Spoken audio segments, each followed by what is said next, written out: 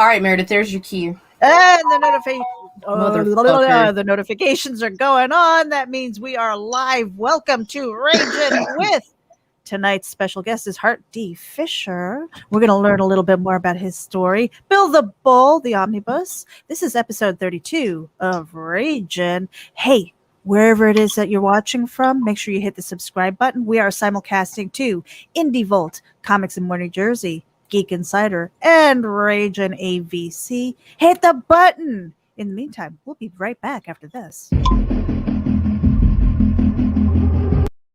Not that one! RAGIN.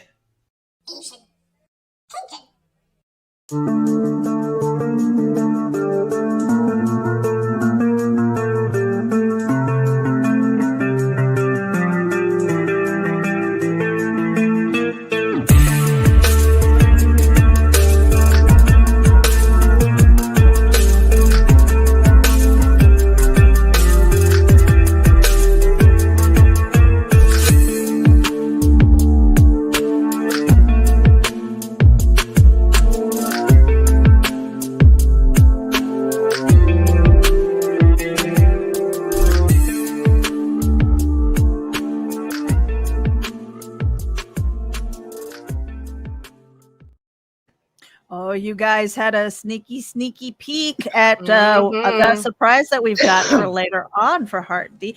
And I think he's going to make it. He's going to take a sip of his drink. I'm going to drop the card here. We are sitting with HART D. Fisher. Let me drop that card. Hey, Hart. You okay?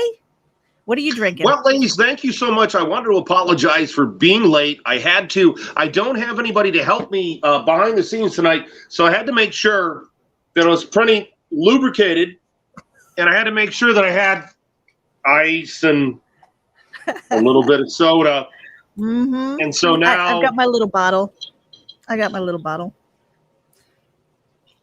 Why would you put peach in a perfectly good whiskey? I don't know. Well, here's the problem. You've got it in plastic already. If you are a hardcore drinker, if you're a hardcore connoisseur, and I got some Grey Goose vodka in my freezer right now, you would know that, one, the Russians taught me all vodka goes in the freezer. Two, you would know all real good liquor must be imbibed from glass. And of course, on the rocks, or do you go straight every once in a while? Now, I'm not really, if I'm going to be sipping whiskey, if I'm going to drink whiskey straight, I'm going to be sipping it. I like it warm. I like a little, I don't know. If I'm going to sip the whiskey, it's going to be warm. But a lot of times my main drink is Jack and Coke. That's something that I really like, that I've really come to enjoy. And I learned how to drink this from a Vietnam veteran that I have not seen since I was a child named Ed. Ed, wherever you are, I hope you're okay. But Ed would always drink his Jack Daniels straight. Ed never, ever, ever put in ice or anything. In fact, Ed always was with either a bottle of Jack Daniels in his hand or a glass of wine. And Well, he had a lot of post-traumatic stress from Vietnam. He was a chicken hawk, meaning he was the guy in the helicopter. Get some! Get some! He was that guy. And so his history's dark, but that's been my life, dark. Hence the work I do. And so you've got Bill the Bull Omnibus that is going on right now in Kickstarter. And it's been, I want to say, what is it, 30 years since its first publication of Bill the Bull?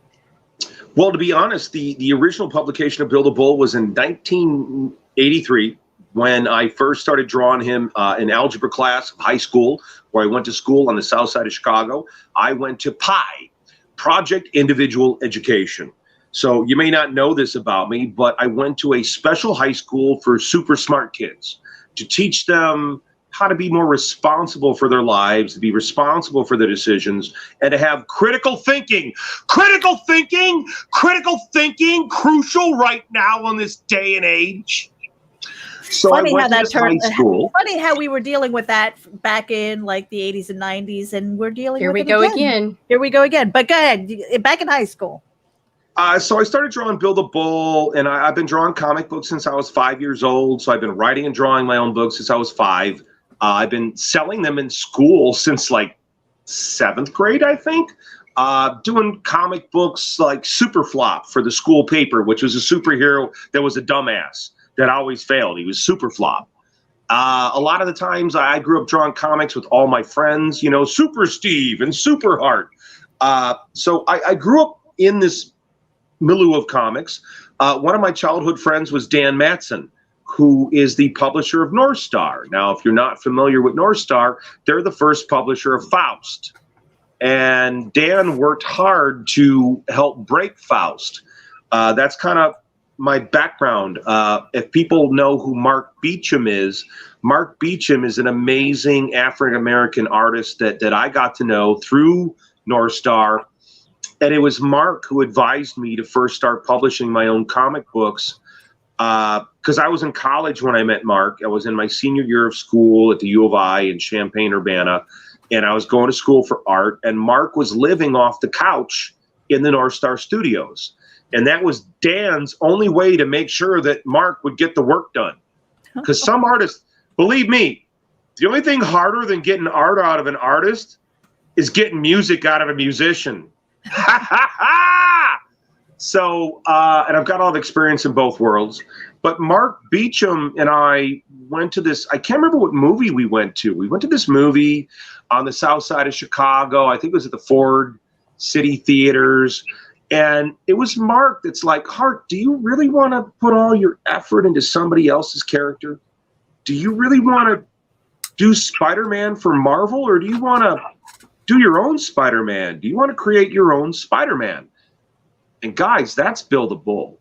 Bill the Bull is my Spider-Man. Bill the Bull started off as a comic book with me having fun with my friends in high school, and all my buddies are in the book. And you guys would call them ash cans, because they're drawn on notebook paper in school. They're drawn on notebook paper in school, okay?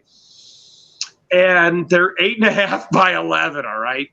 So we've got this great reward tier on the Bill the Bull Omnibus Kickstarter, where you can get these books for the first time since 1983. I'm adding up every book I've got, because I think there was 8 issues, and I'm having a hard time finding number 2. So I'm looking around for number 2. I've been calling up my friends from high school. Who's got number 2? God damn it! My mom's missing number 2 in the collection. Help me! And so these books were drawn more like superhero books. And one of the cool things about a fan, like if you were a fan of my work in the early 90s, if you were a fan of Dark Angel or this character I created for Nightcry called Spike the Clown, you're going to want to check this out. I don't believe anybody on Kickstarter or Indiegogo has a comic book they were drawn as a child. I don't believe that anybody has done this before. I'd like to be corrected if I'm wrong, but I think I'm the first major comic creator to release the comic books he did as a child. Because I was a child, man. I was 13. Yeah. Well, it's part of the joy because, okay, when I started, a lot of people go, well, you're some kind of big, macho, badass, tough guy. Hey guys, when I started weightlifting, I lifted the bar. I could only lift the bar, okay? Everybody starts as a kid. Everybody starts as a 140-pound weakling. I was on the swim team. I was 6'2", and I was 165 pounds. I still didn't have washboard abs. Okay? So you got to embrace who you are. You got to understand that everybody has a beginning, and you're going to move forward. Just be better. Go, if you want to be a comedian, go to the open mic night and try it and fail. It's okay to fail. It's okay to fuck up. It's okay to do a terrible job, but you want to come back from that and learn and do a better job. And that's, I think that I've been showing this stuff to the guys around here, and they've all been loving it. Like Max DeVille. Max DeVille from Mary Machine Gun. Max was a fan of Boneyard Press and Bill the Bull when he was in high school. So Max used to ditch high school and smoke weed and read buildable comic books. Now Max is writing new buildable comics. After the omnibus, we got new stories. We got new stuff.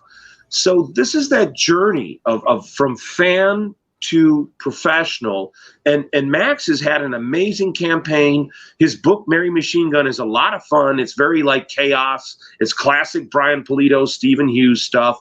He's done a great job. He's very passionate and loves what he does. And that's what it's really about. You gotta love this. I love this. I'm doing this because I love it. I'm on here because I love it. I don't know. I could be screwing around in a bar somewhere. I could be playing around with some girl. But here I am on this fucking podcast in my studio at American Horrors, talking to who the fuck knows who. Why? Because I love buildable. I love doing comic books. I'm excited by you ladies. It's been really cool to also see this new wave. I mean, I was there in the 90s and I knew so many amazing female creators. And so now with Kickstarter and Indiegogo and the internet, there's been a really amazing dynamic of these new voices coming into comics and creating that I love. I love seeing the ladies doing their books. I love, like, okay, Joseph Michael Linsner, his wife, Christina, her art is awesome. And she was doing her own thing before her and Joe got together. And now they're together. And they're still doing their own awesome thing. They're still their own brand. It's not like, oh, my art wasn't good enough, so I had to be with so-and-so. Not at all. We're seeing a lot of amazing work. And I think this has come across in some of my other interviews because, all right, I know everybody. I know everybody. Like, I know everybody for a long time. And one of the things that's worked for me, gentlemen, you don't have to throw your dick at every woman you meet. How about that, guys?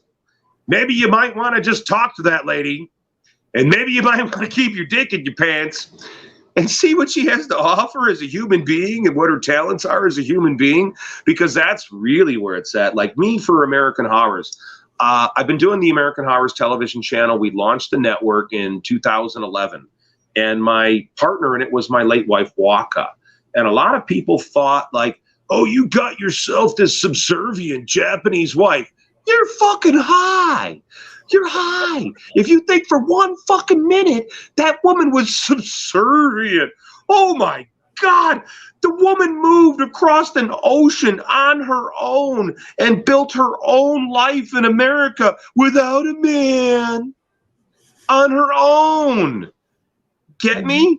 So I can't handle a yes person. I need a warrior in my life. And I like strong, independent women. And that's gonna be the best, because you want a good partner. And that's like Billy Tucci and Deborah. Mm-hmm. That's Brian Pulido and Fran. I haven't talked a lot about Brian, but I go way back with Brian and Fran too. I mean, Brian, I did a lot of books for Chaos. And I'll tell you, Fran is the one that got me hired. Brian didn't believe I was serious. I was hanging out with Fran, and I'm like, yeah, I want you guys to publish Poems for the Dead. Yeah, I want to write some Chaos books. I like the Chaos universe. I like what you built. Hell yeah, I want to do it. And then Fran told Brian. So you dudes got to get your shit in order. I find the same thing with Deborah. She does a lot of the legwork. And Billy's got the art. He's got his campaign, and she's back there and she's hustling really hard. All right, and I think it's a strong dynamic. I would say that a lot of folks, their misconception is this: when you're in a marriage, especially if you're in a good marriage, your wife or your husband is a reflection of you. And that's true. That's really true. So if you're unhappy with your marriage, take a look in the mirror. Okay, this is real shit here. This isn't omnibus, comic book, Kickstarter bullshit. This is guy who was married for 17 years, guy who went through cancer shit. You get me? And also guy who worked in the adult film industry, married, right?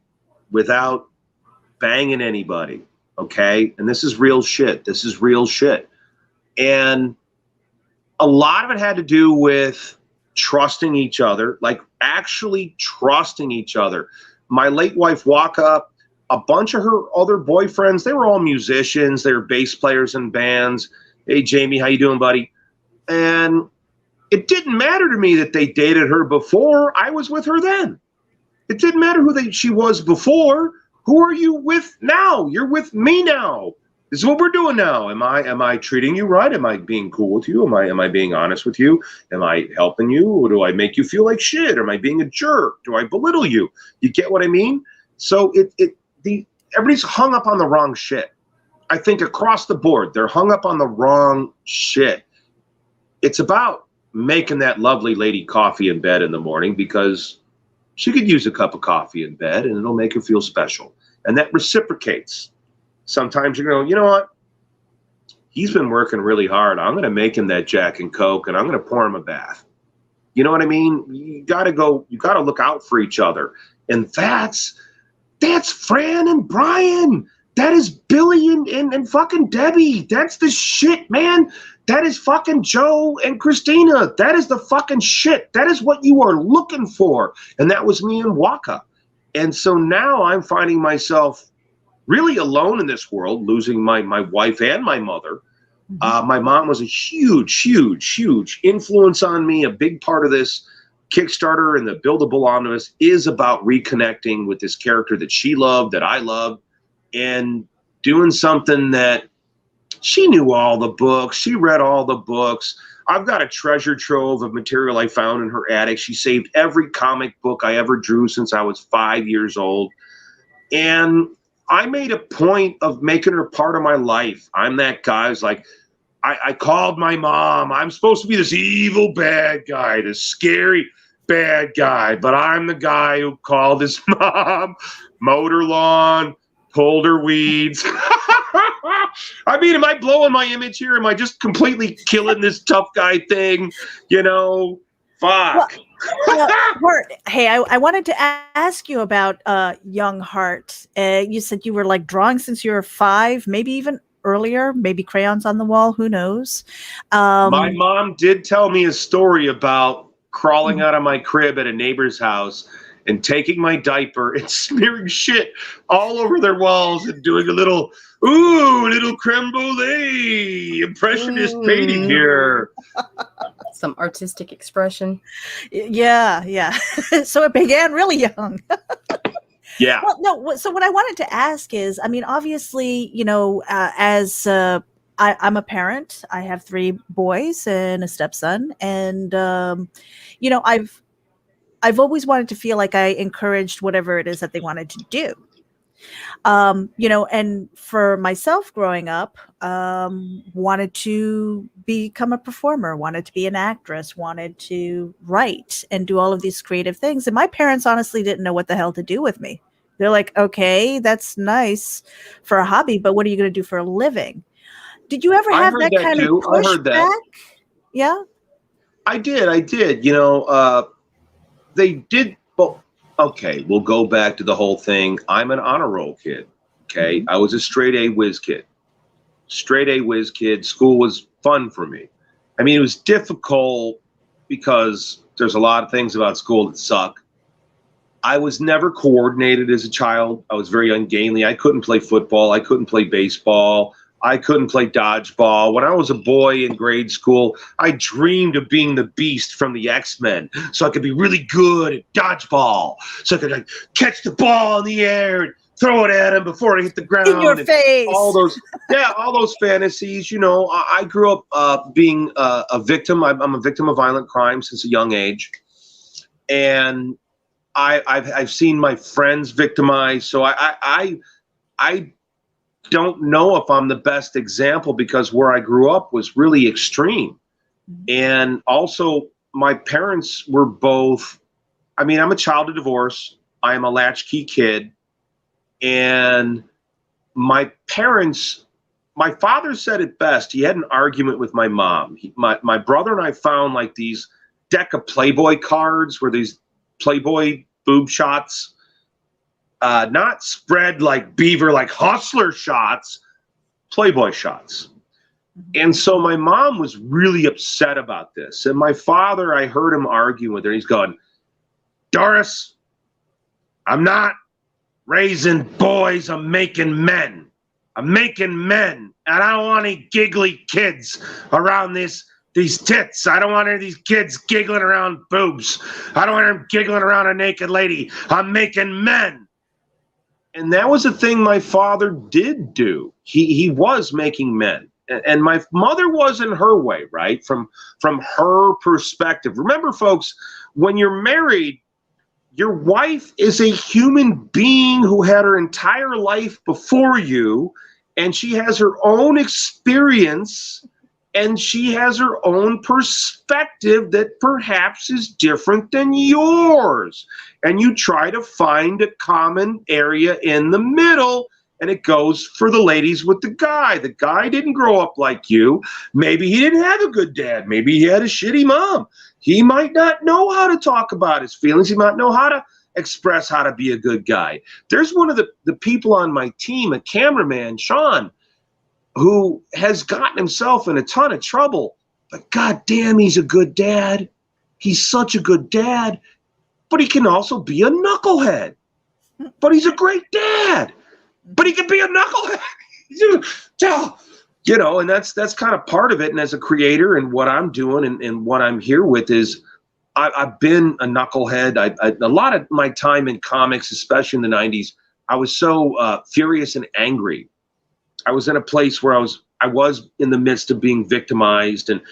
But shit, let's get back to your question about your kid. You were asking me about your children and encouraging them to be creative. Well, okay, getting back to that. Mm-hmm. My mom and dad, since I was already a straight A kid, my father nearly drowned 3 times as a boy, so he made sure me and my brother knew how to swim. So that's part of putting us on the swim team. And my father put thought in. He was like, you get messed up on football, you get fucked up in baseball, and you get fucked up in basketball. So my sons are going to be more protected in swimming. So my father really pushed the swim team on us.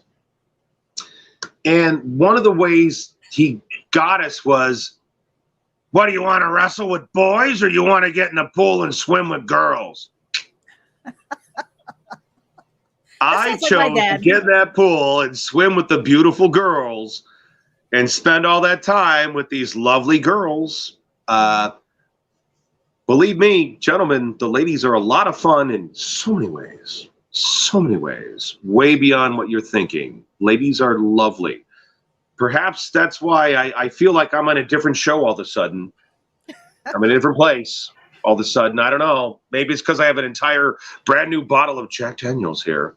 And we shall sip. But I like talking about my mother. I like talking about my relationships with women because I've been maligned a lot because of my work, because of the horror I've done, because of the stories I've written. I've been maligned a lot. Mm-hmm. But I have all these amazing creators around me and friendships with very smart, intelligent, strong women. So if I'm this horrible victimizer, how could I have all these wonderful relationships with these very fulfilling, intelligent, and I'm going to say again, strong women. I've had this long friendship with Anne Marie Mars, Ronda Rousey's mother. But I was friends with Anne Maria before Ronda became a star. I met her over at Gokor Chivichian's because she trained with Gokor Chivichian. Martial Arts Geekdom. Gokor Chivichian is this amazing Armenian judo champion, combat sambo expert, a wonderful human being. And he has a dojo in LA, the Hayastan Academy. And his sensei, his father, was Gene the Bell.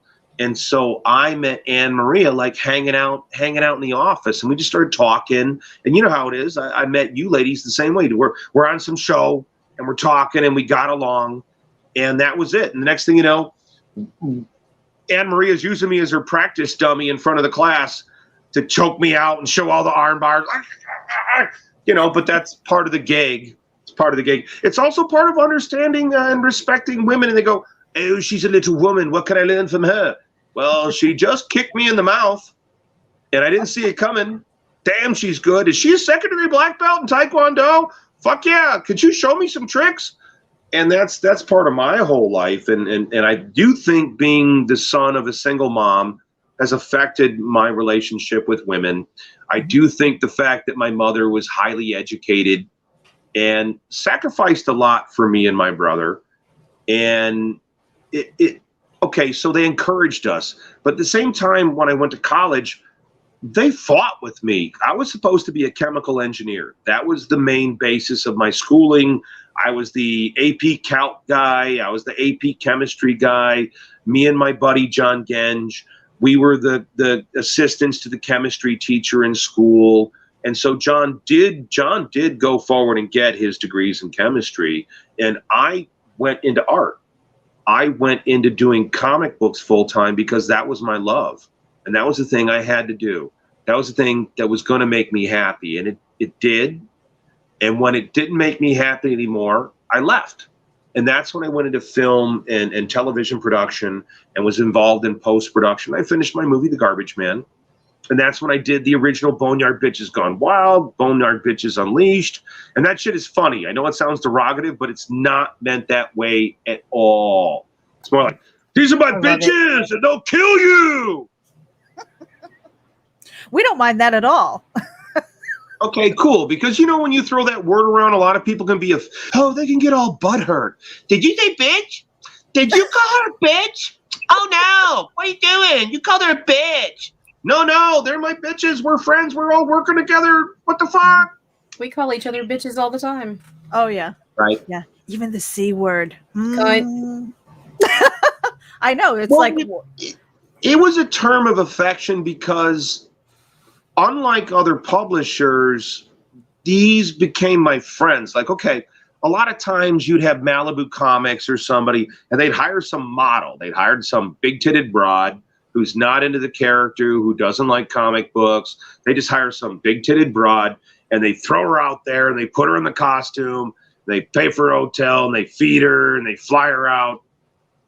Nah, I had a different approach. It's not quite total pimp, but the girls had their own products to sell. And so the girls would be at the booth, and they paid for their half of the booth. They paid for their own hotel room. They paid for their own travel expenses. And they had freedom to sell what they wanted to sell. And I made them characters in the books, like Ginger Hill. Ginger Hill became, all right, I met, and this is cool. This is really cool, actually.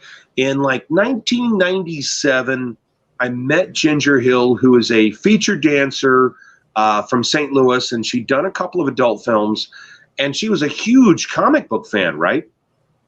So Ginger showed up at the Chicago Wizard World show, like 1997, and she's there with her girlfriend, who was a dancer. Her stage name was Cinnamon, and Ginger was a big Babylon Crush fan, and Babylon Crush is my lesbian dominatrix book I did in the early 90s.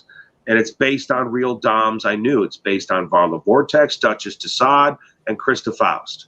So they're based on real people I knew. The whole costume, Duchess Tassad, Barb, she was a singer in Haunted Garage, which is an amazing punk rock horror band with Dookie Flyswatter. Hey, Dookie, you rule!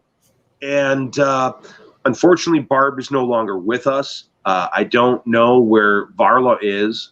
Krista is practically married to one of my training partners from Gold Course. I hooked him up. I'm a matchmaker. And so, but then again, Krista Faust is the one that introduced me to my late wife, Waka. And Krista is the one that married us. She read out our wedding vows at a haunted Masonic lodge on Halloween night in 2003. Full moon, stormy night. Very cool. Now, when we were talking kind of behind the scenes and stuff, you said something about your mom that when you were going through the attic, that you found all of this stuff. Yeah, I mean, my mom did that didn't tell me surprise this. you? Yeah, I mean, it's a weird thing to go through your parents' home when they're gone, when they're dead. Yeah. And all of a sudden you're going places you didn't go. It was your parents' house. I respect okay, I respect people's privacy. I don't know if that's weird or not, but I respect my partner's privacy. My late wife, I didn't open her fucking mail. That was her fucking mail. You get me? And if you want to have a partnership, if you go through my fucking phone, it's over. It's fucking over. Yeah, it's fucking over. If you go near my phone, it's fucking over. It's an invasion of your privacy. Now, if you're dealing with a pathetic liar who's lying to you all the time and you're trying to defend yourself, that's a different story. But I felt really weird going through my mom's house after her passing. My mom died on the kitchen floor, and they didn't discover her body for 5 days. Oh so her God. cats weren't fed for 5 days. Now, I've adopted the cats. Cats are good. They're with me now, which is really funny. That's a whole other story, God damn it. There's goddamn fucking white fur in my car. It's white fur everywhere. Jesus! The fur! Long hair cats! Fuck. So my mom's place, I'm up in the attic and I'm going through things, and I already have like my own personal comic book collection in the house. You know what I mean? So I'm just going through stuff and what's important, what do I need to know, where's the fucking will? So I'm up there and I found a big cardboard box. It was not small. It was a giant cardboard box, and it was filled with every comic book I've ever done since I was 5 years old. Wow. Wow. And it's a lot of comic books. I didn't remember. There's a character in there called the Beast, and I'm like going through this, and I'm like, and I had a friend with me who's been helping me deal with this. Thank you, Abby. And 31 issues. I drew 31 fucking issues of this character. I don't even remember this character. I don't even remember the character. And I drew 31 fucking issues. And that's in there. That's all in there. And that's love, man. That's fucking love. Mm-hmm. What are you going to do with all of it? Well, okay. We are going to be publishing the original Bill the Bull comics. I mean, now they would call them an ash can because they were drawn in notebook paper. They're 8.5 by 11. We're releasing them through the Bill the Bull Omnibus. We've got a limited signed editions. I would recommend you get these things. They're fantastic. And we're doing these ash cans of the original Bill the Bull comic books. The point of this first Kickstarter is I plan on doing a bunch of them. We want to do the Bill the Bull Kickstarter. The whole plan is to do the first year. This is our 30-year anniversary for Boneyard Press, my publishing company. So 2021 is the 30-year anniversary. So our plan was to do Kickstarters and reprint the old material that was out of print, Bill the Bull, Dark Angel, Babylon Crush, and Flowers in the Razor Wire, the Big Book of Dahmer, and also my poetry, Poems for the Dead. We have a lot of new poetry to put in there. And so that was the plan for the first, like the 30 years of Boneyard Press. And then at the end of 2022, we want to do new material, all new stuff. And what I wanted to do with the comics from when I was a kid, I want to publish them. That's cool. So I want to publish all of them. Why not? Who's done this before? Who has ever offered up an artistic library since they were 5 years old? I believe I'm the first. I don't think there's any other comics creator out there who is even capable of doing this. So we have an arc. So the people that contribute to the Bill the Bull Omnibus, because this is part of a big story. You could be part of a big revival. This is something historic. These are things that have never been done before, ever. And the work that we're releasing, it's special. It's personal.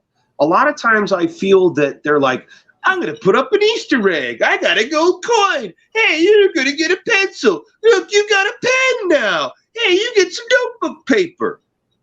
I'm offering up something really personal, really, really personal that matters to me, that's been a part of my life. And I'm trying to share a part of my life. And I think sharing that art is more important than a collectible coin. And that's been my philosophy in publishing all along. And I've been recruiting amazing people for the new Boneyard Press stuff. You know, I was on the phone earlier this week. Dan Fraga and I were talking. Dan is old friends with Babylon Crush artist Dan Plagle. I mean, this industry is very insular. People don't know that me and Bernie Wrightston were friends. People don't know this stuff. It's a very personal industry. And when you're an artist that stands up for yourself, because most artists have been screwed over. Most artists have been belittled. Most artists have been censored. Most artists have been shut down by their editor. So for myself, it's weird to say this, but I'm kind of a hero to these guys because I've always stood up. I've stood up for the First Amendment. I've stood up for women's rights. I've stood up for the little guy, and I've done it for real. I've done it in a real way. You know, I've outed plagiarists. I used my heart attack radio show. I outed plagiarists. I outed illegal housing developments. I had stalkers that were paid to harass me because I was helping defeat a lot of horrible illegal shit involving building development in Los Angeles with toxic petrochemicals, people that were bribing the city council to get a waiver on the fire code violations for a family dwelling. And these are the things the public never knew about me because the comics press never wanted to tell them. They were more happy to portray me as this horrible villain. They didn't want to talk about my girlfriend being raped and murdered, and me spending 10 years to put that guy in jail. They didn't want to talk about me being the bouncer that always walked the girls to their car without trying to put my hand on their ass. You know, and I've got that reputation, and women know. Women know. Forget what you see in the press. The ladies know a rat. The ladies know a rat. And if you understand, you guys are selling the girls short. You're selling them short. They're smarter than you think. They're really fucking sharp. Really fucking sharp. And I like to surround myself with sharp people. That's part of why I'm on this show tonight. Well, Hart, we're going to take a quick break because we blew past the 30-minute mark. And then when we get back, I would love to talk a bit about Dahmer and that fight for the First Amendment rights. We'll be right back after this. Hey there. This is Meredith Loughran with RAGIN. And I wanted to let you know that we encourage and promote independent creators and their projects through organic interaction, consultations, and more. Visit Nita and me at RAGINAVC.com for details and contact information. Hit the button.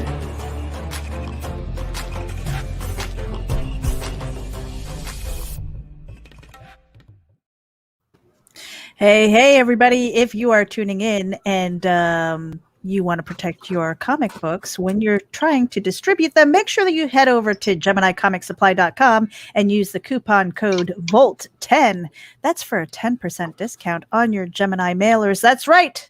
Coupon code VOLT10. Thank you to Indie Volt and Varian Grant. And while we are mentioning Indie Volt, we are simulcasting over there to Indie Volt, Comics in More New Jersey, RAGIN AVC, as well as Geek Insider. Make sure that you hit the button subscribe and share this out to your friends. We are talking to Mr. HART D. Fisher. He's got Bill the Bull Omnibus on Kickstarter right now. We've got the links in the show notes. Make sure you click the button, get over there, take a look at his campaign, and also follow him on his social media. And here we are. Hello again. Now, it's really weird because Nita and I were talking about this beforehand. We're back in the 90s. We're going back. All right, I'm no spring chicken either. And I just couldn't remember.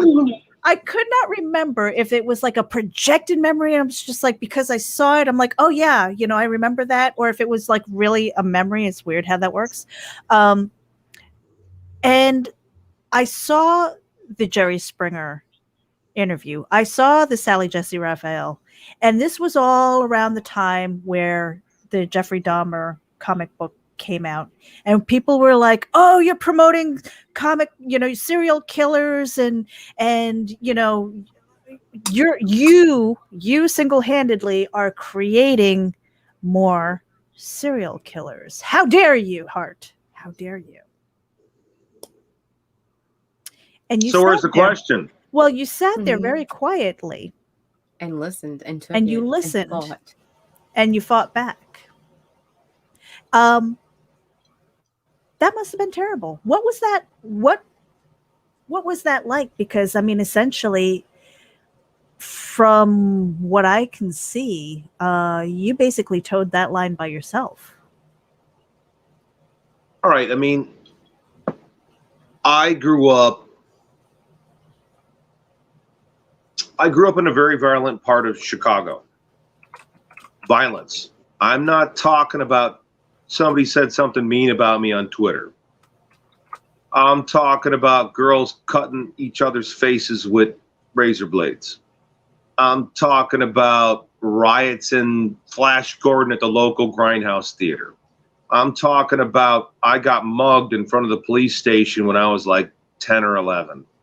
And I had my ass handed to me as a couple of guys, well, older kids, beat the crap out of me and took every comic book I had. I just had been at my best friend's house and we were doing comic book trades. It was a cool thing as a kid. You go to your buddy's house and you bring your books and you go like, I've got Avengers with Korvac and George Perez drew it. I want to trade it for your Iron Fist giant size number 5.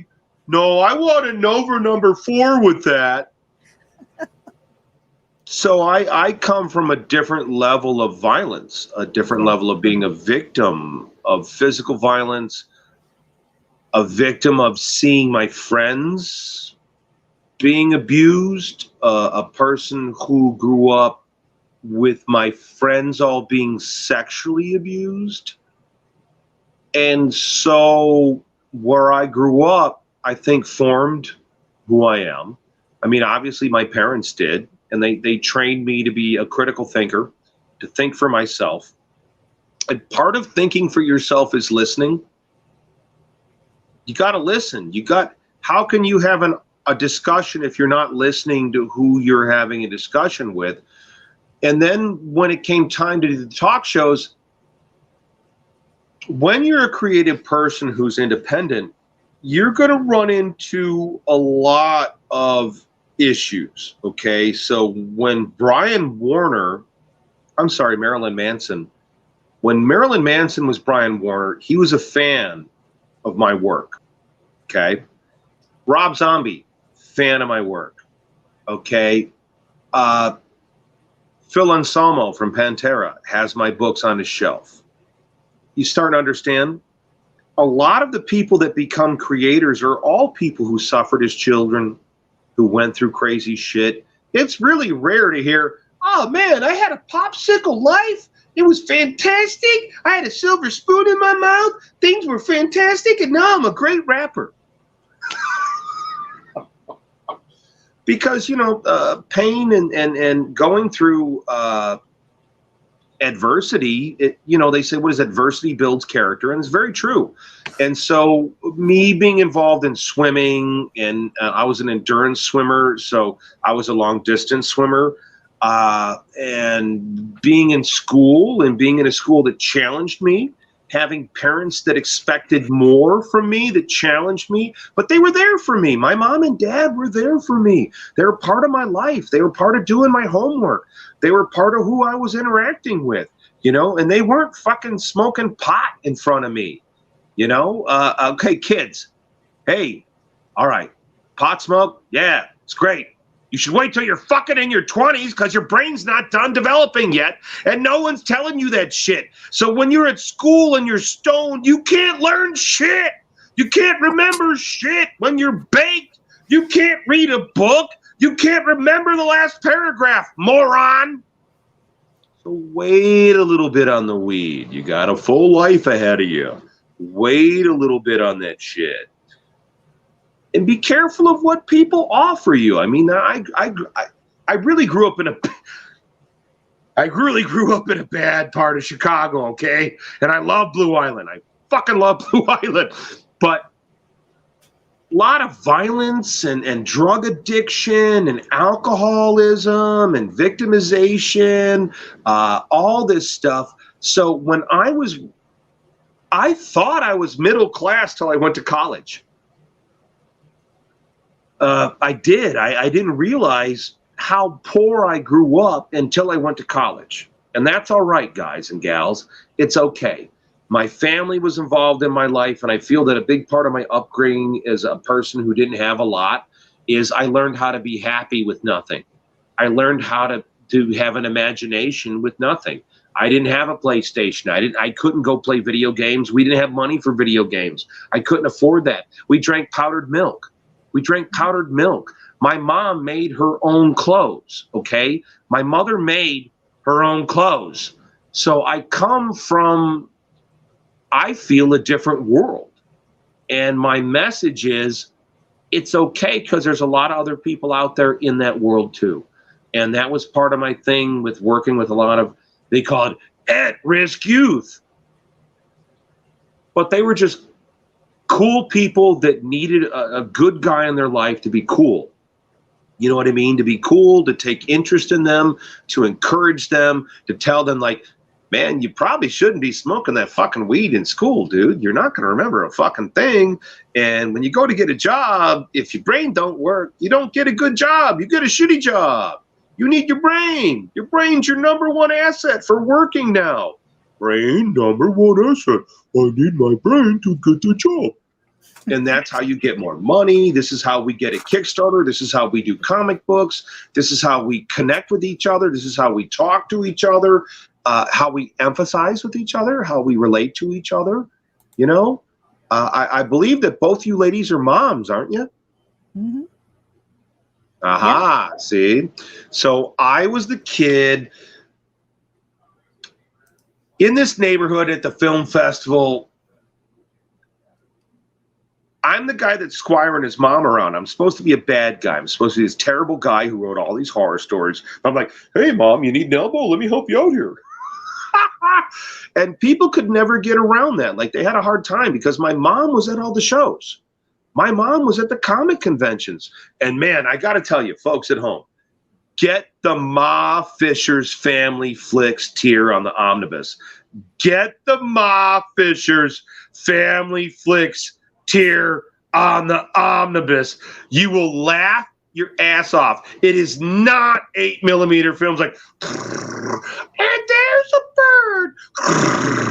It's not that at all. There is some really insane, funny shit.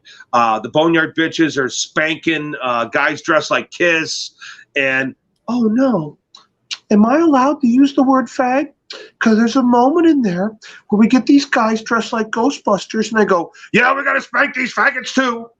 And it's not meant as any kind of like racial slur or homosexual slur. It's just a word, funny word.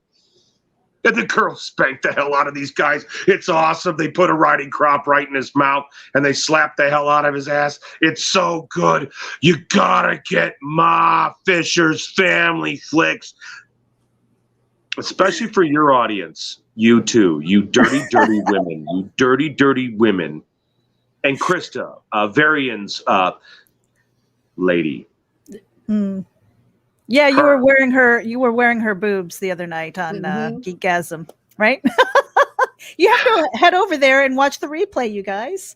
But yeah, no. So Hart, you kind of deflected a little bit because. What's the question? We'll circle back. So we were talking about when Dahmer came out, and all of the families of not all of the families, but a lot of the families of the victims came out and said, "How dare you, Hart?" And you stood there and you listened, and I don't think they were listening to your argument back. They did not at all. It was like they just wanted to shut you down. And you're like, wait a minute.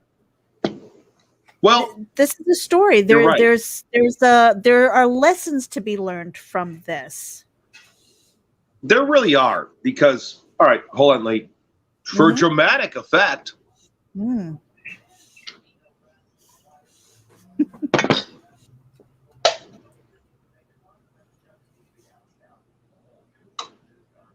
And now we're ready. Off, man. Now we're ready. All right. So the thing about the public gets sold a certain media thing, like a media event. All right. So before I was ever on any talk show, all right, the Dahmer comic book, I had a friend of mine. It was Dan Manson at North Star. Dan Manson at North Star Studios, original publisher of Faust. Dan called me on the phone. I was doing Boneyard Press. I was doing Dark Angel. I was doing my own books, Bill the Bull. And Dan said, you know, Hart, Kitty Kelly just did this biography on Nancy Reagan. You should do something like that with serial killers. And I went, I don't know, man. I'm kind of bored because I went through my whole serial killer phase where I went bananas. I took several criminal psychology classes in school, and I was bored. They bored me. I was completely bored with serial killers at that point in time. And Dan's like, no, Hart, there's a real market for this. So I started looking at the Dahmer shit. And the thing about the Dahmer case was I was absolutely sickened by the media's portrayal of this pedophile child rapist.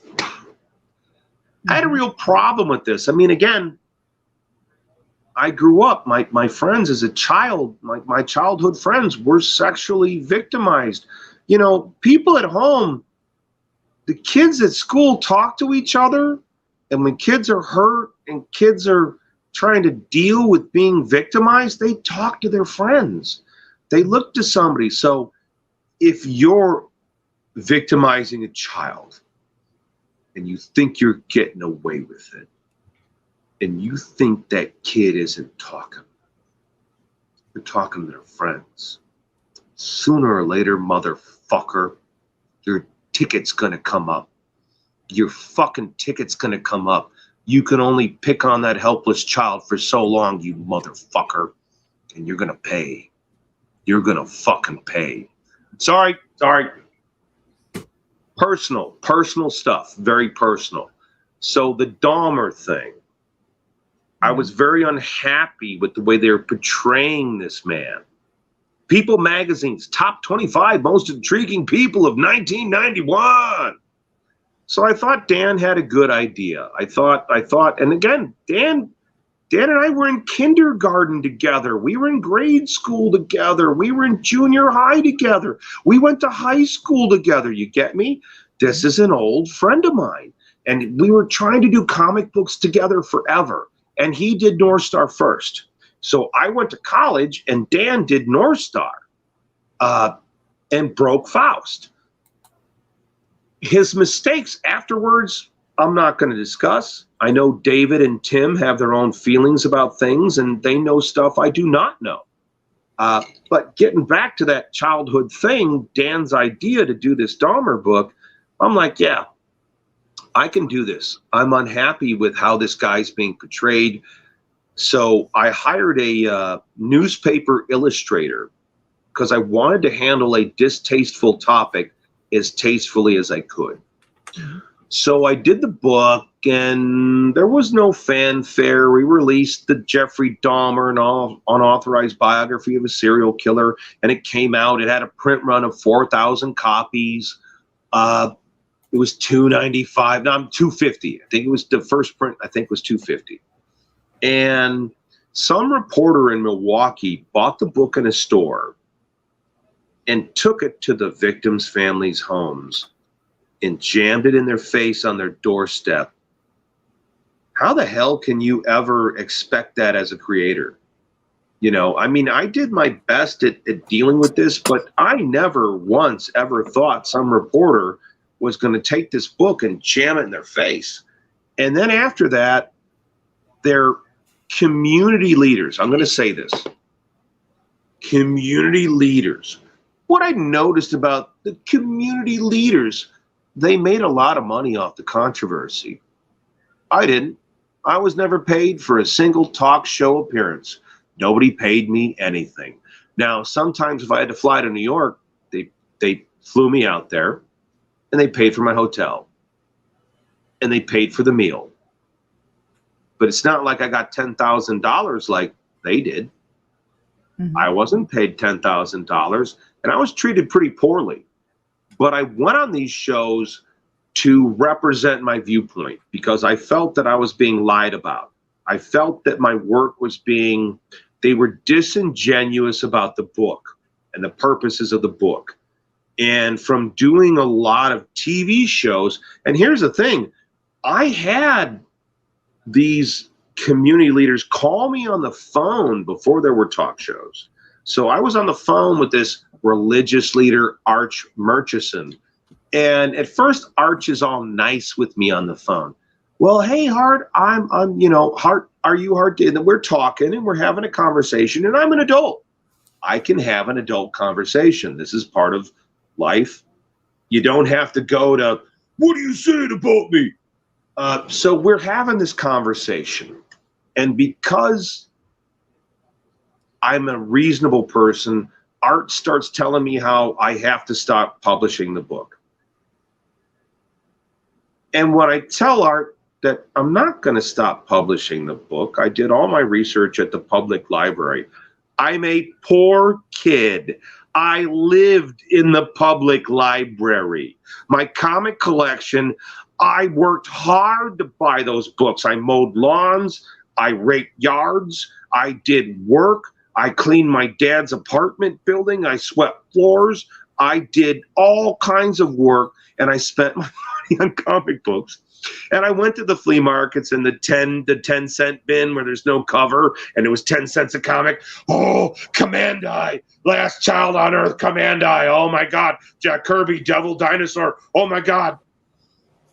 And so Arch Murchison, once I told him that I won't stop publishing this book, proceeded to curse me and damn me to hell and curse me and damn me to hell. And that led to the talk show stuff. Mm-hmm. Yeah. But we communicated, and those people were being manipulated. The community leaders were using the victims' families to get TV time. And every time we did a talk show together, they had a better hairdo, they had nicer clothes, they had better makeup. And I'm just an artist who's a guy right out of college and a bouncer at a bar. I'm a bouncer. I wasn't paid anything to do these shows. I wasn't paid a dime. So I did them to defend my reputation and to defend my work and to defend the work of my artists. I have always stood up for my artists. I have always stood up for my creators. And I'm proud of that. Mm-hmm. And that was back when self-publishing was not easy. Well, the thing is, I was no longer it's apples and self-publisher. oranges. It's apples and oranges then to now. I mean, it's so completely different. Okay. In my business, there was a demarcation mark of, are you an underground publisher? Are you an above ground publisher? And there's a major price guy who has downed me repeatedly and said that my products are not carried in their price guides because I was an underground publisher. Well, you're a lying cocksucker. And I know you're going to hear this show because I'm going to make sure you hear this show. You're a lying motherfucker. We were always an above ground publisher. We were always carried by Diamond, Capital, Friendly Franks, Comics Hawaii. All the distributors carried us. We were never fucking underground. We were a completely above board publisher. We were in all the fucking comic book stores just like everybody else. So anybody who wants to say that Boneyard Press was some dirty little secret is lying. Bravo. And It's here we hard are. standing up for yourself. Yeah, it's not easy. And it must have felt like, I mean, very alone. Yeah. Yeah, I wasn't treated very well by the Comics Press. The Comic Book Legal Defense Fund turned their back on me during my troubles. And I actually kind of morally blackmailed them into supporting Michael Diana, and I really let them know, if you don't go to the wall for Mike, I'm going to let the public know how you threw me under the bus. And I made them toe the line. Now they're going to say, Hart's full of shit. Yeah, I'm full of shit in the same way that Steven Seagal choked out, Gene the Bell choked out Steven Seagal, made him shit himself. That's real. That's real shit. It was Real shit. Now, Hart, we are at an hour, and I do want to bring up your Kickstarter, because that is the thing that that we are trying to push here. You were saying something about the family flicks. Well, it's kind of funny because we went really personal tonight. I've been on a lot of podcasts tonight, and then you ladies and I have been talking behind the scenes. And so tonight I feel like we really went a different direction than, hey, I've got a podcast. I've got an omnibus. Contribute now to the Kickstarter. So I feel like, audience at home, I apologize if you were expecting something different. No. That's exactly what we like to do here. What we do here is we try to get we try to get insight into the creator, your journey, what got you here, and what you're going to be doing moving forward. Because quite honestly, if people don't connect to you as a creator, why would they want to look at your stuff? That's my theory. Here's the thing, right now we're down to I think as of the broadcast tonight, we are at 11 days left. And most people are all focused on, I'm a fan of the Bad News Bears. I'm from Chicago. Everybody's all focused on gaming the system. They're focused on, I set my goal so low, I hit it in the first day, gaming the system. What I've been focused on is creating a really cool package. I've been focused on creating something really cool that people are going to want to own. And my feeling is, instead of being focused on the big, I hit it in the first day, how about we focus on winning at the last? We beat the big guys at the end. That's my focus, is coming on strong. After I get off this podcast, I've got a Jimmy John sub in my fridge. I'm going to wolf it down, and I'm going to get involved in adding more rewards here tonight. I'm going to make sure I get a lot. There's 10 more I got to add tonight. I've got new artwork I'm going to put up tonight. And that's my focus, is I'm going to get off the air, and I'm going to slow down on the Jack and Cokes. And I'm going to get involved in getting this out there, getting this art out there. This is all new for me. I've never done a Kickstarter before. I've been learning a lot, and I need your help. I really need your help. I really need your help. And I want to have the big win. I want the big win in the end. I want that underdog finish. I want that Caddyshack finish. I want that, is it going to go in, or is it just a turd in the bowl? And so I'm looking for that. A lot of people are focused on the big win in the beginning. Guys, ladies and gentlemen, let's have that big underdog finish. Let's have that big underdog finish. You get what I'm saying? And then we'll play Kenny Loggins. I'm all right.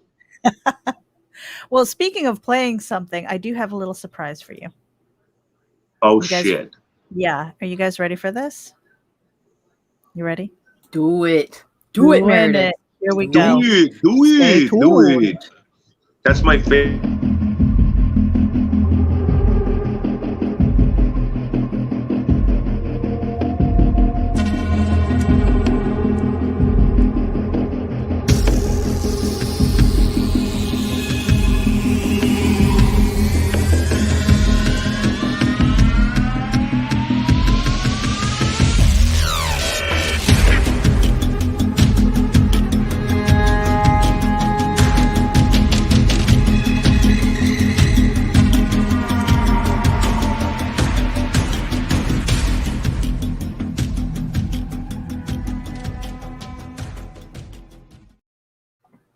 That's right, everybody. If you are tuning in, we are talking to the HART D Fisher, Boneyard Press, American Horrors. He's got the Bill the Bull Omnibus on Kickstarter right now. If you are tuning in, make sure that you head over to the show notes, hit the link, throw some support behind it, share it out with your friends. We've got a lot of history here. It is 30 years of Boneyard Press. What would you think, Hart? Awesome! Good job, ladies! That was cool. Yeah, we wanted to do something a little special for you. Thank you. To Thank try you. and get That the was really buildable. cool. Yeah. It was a lot of fun putting that together, and not easy getting all of those images. Or perhaps some jackass should get you more images. Perhaps some jagoff should get a Dropbox and share more material with you super creative, amazing, empowered women.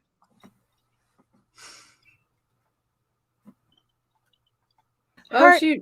Yeah, I know. It just kind of blew by. We could probably talk for hours. We're not going to do that because everybody is busy, and we know that you've got stuff to do as well. No, I got to get off of this, and I got to get you ladies more kick-ass artwork because you did such a great job. In fact, I should give you girls some music. Ooh. Well, one of the cool things is we didn't even get to talk about all my years of involvement in martial arts.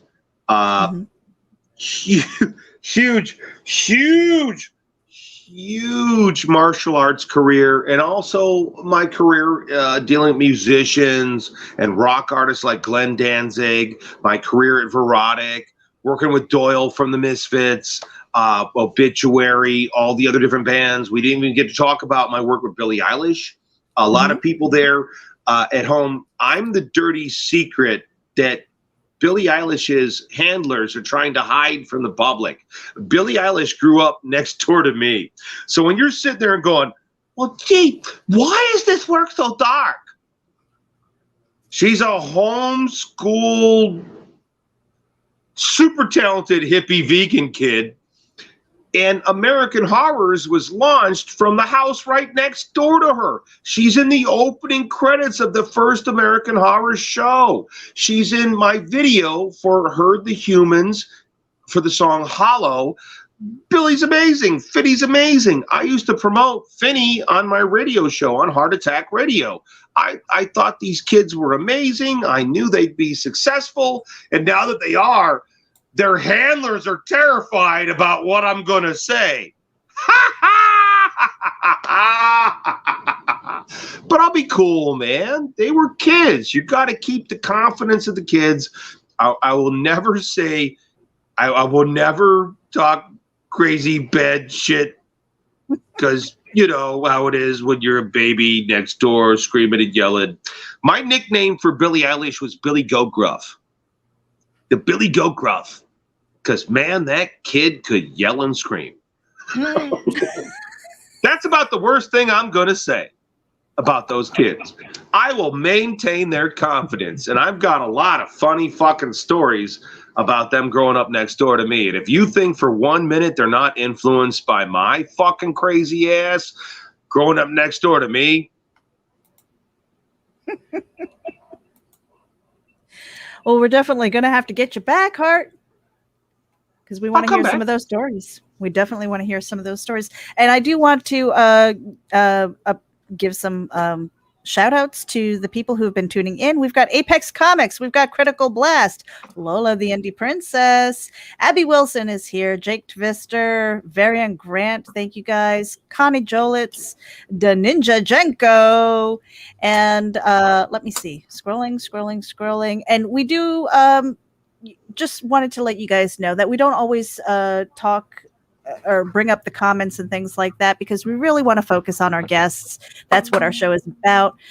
Joe D. McPhee, we appreciate you for tuning in. Ali Sangui, is that how you say your name? Hey, Hart, I deleted my Facebook, but I told you about my comic last year, and you encouraged me to do it.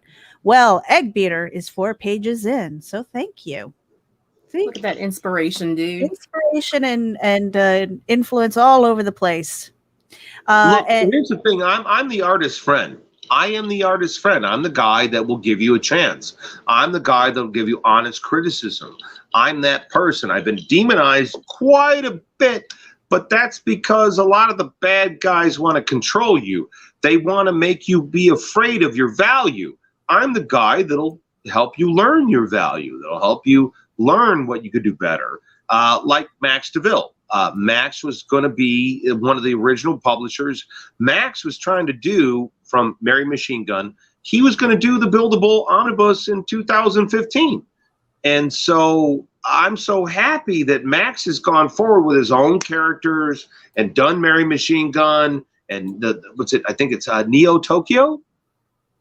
Is his other book Neo Tokyo or Toxic Tokyo? He's got a second book he's done. He's on his third Kickstarter. He was just here last week sleeping on my couch because me and Max work together. Like, we really work together.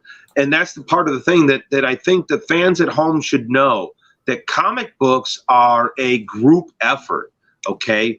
Comic books are group, which means you need your penciler, your inker, your letterer, your colorist, your writer, your publisher. Then you need your retailer. You need your guy in charge of advertising and graphic design. This is all group. None of this is like, I'm the rock star. It's all about me, man.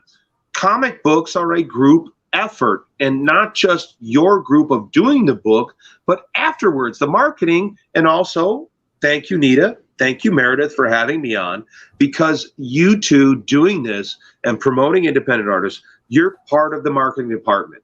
You're important. You are part of the team that makes this happen. It's been my philosophy since the early 90s, and I'm seeing this in podcasts. And thank you. You ladies kick ass. Well, we appreciate you too, Hart. And honestly, it's really been a pleasure. We're going to get out of here. Thank you, everybody, for tuning in. Hey, this is episode 32 of Ragin' with HART D Fisher tonight. Make sure you head over to the Kickstarter, give it some love, share it out with your friends, and also wherever it is you're tuning in from, hit the subscribe button. Do it today. Do it now. All right. Hey, Nita. Yo. Final words. Throw my dudes. We're out of here, you guys.